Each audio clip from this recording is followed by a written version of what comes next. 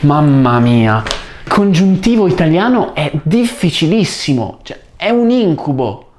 Aspetta, magari prenoto una lezione di italiano con Giulio così chiarisco ogni dubbio. Magari, sarebbe una buona idea. Come si usa la parola magari in italiano? Te lo spiego nella lezione di oggi.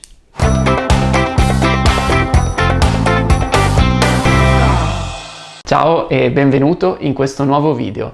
Io mi chiamo Giulio e insegno l'italiano. Oggi parliamo dell'avverbio italiano magari, che sicuramente avrai incontrato tantissime volte, specialmente nelle conversazioni italiane. Come le parole ormai, abbastanza e proprio che ho trattato in questi video, anche magari è una di quelle parole che si usa spesso quando parli e che ti fa suonare molto più naturale se usata correttamente. Quindi andiamo a vedere subito i 3 usi principali della parola magari in italiano. Iniziamo dal primo, quindi magari come avverbio, sinonimo di forse, eventualmente o probabilmente. Ad esempio, Carlo non è ancora arrivato alla festa, magari è in ritardo. In questo caso posso dire forse è in ritardo. È un'ipotesi, una supposizione. Cosa vuoi fare stasera? Non so, magari possiamo andare al cinema o magari al ristorante. In questo caso magari ha una funzione di proposta, cioè propongo una mia idea, come dire magari possiamo andare al cinema. Cosa ne pensi? In questo caso magari suona un po' meglio di forse, perché ha questo valore propositivo più specifico, che l'avverbio forse non ha.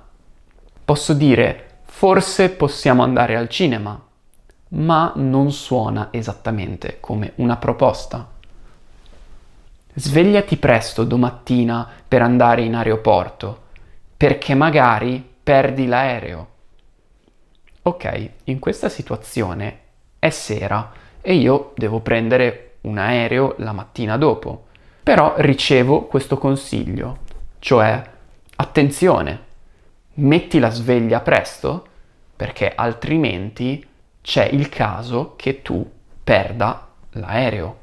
Quindi magari in questo caso significa attento, non si sa mai che tu perda l'aereo. Quindi una sfumatura un pochino più complessa. Anche in questo caso la parola forse non sostituisce perfettamente magari. Passiamo ad un altro uso della parola magari, usato insieme al modo congiuntivo. In questo caso magari si usa per esprimere un desiderio per il presente o per il futuro, oppure un rimorso per qualcosa che non ho fatto nel passato. Magari avessi il tempo di studiare l'italiano 2 ore al giorno.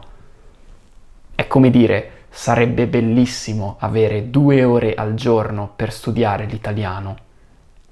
Se solo avessi 2 ore di tempo per l'italiano. Esprimo una sorta di desiderio e c'è la possibilità che questo desiderio sarà reale in futuro. In realtà non è necessario studiare tantissimo tempo ogni giorno per imparare una lingua straniera.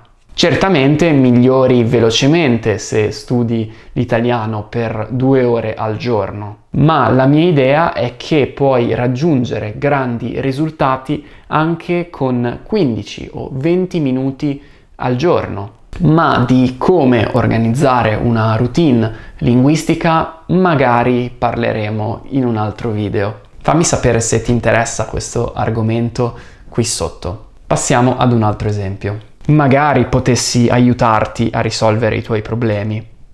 Come dire, vorrei tanto avere la possibilità o capacità di supportarti, di aiutarti. Magari avessi ascoltato i consigli di mio nonno. In questo caso ho usato un congiuntivo trapassato, cioè avessi ascoltato. Quindi sto esprimendo un rimorso o un rimpianto, cioè un desiderio che avevo su qualcosa di passato e che non posso più realizzare. In questo caso voglio ascoltare i consigli di mio nonno, ma non posso più farlo perché è troppo tardi.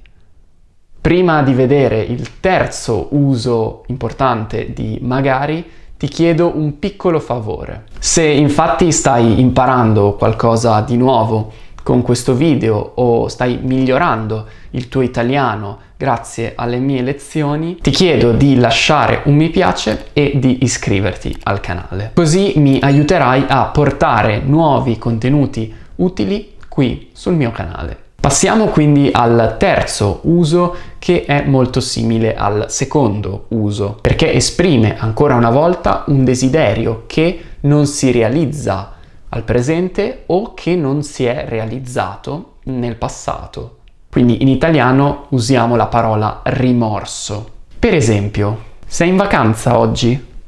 Magari, devo lavorare tantissimo. Come dire, mi piacerebbe essere in vacanza, ma in realtà devo lavorare tanto.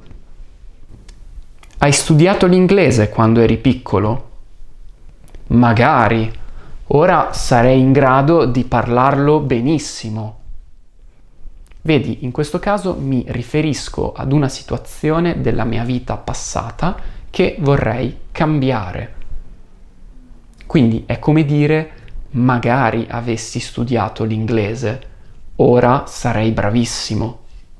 Non è finita qui, perché magari non si riferisce solo ad una situazione negativa nel presente o nel passato, ma anche ad una speranza futura.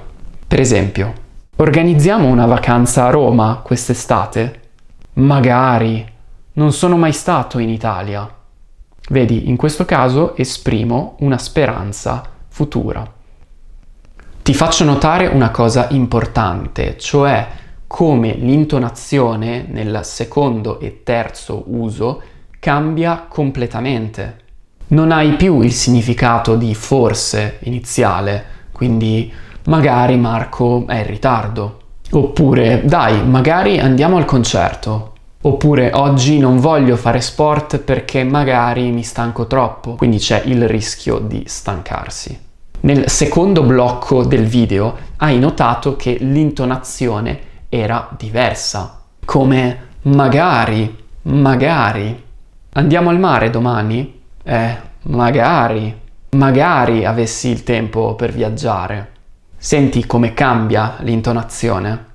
Bene, ora è arrivato il tuo momento.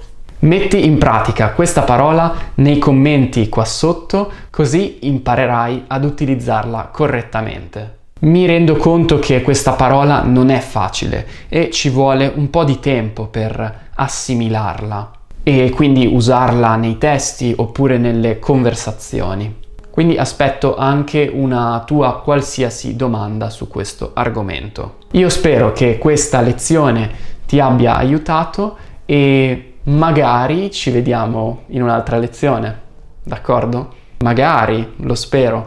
Ciao, a presto, buono studio.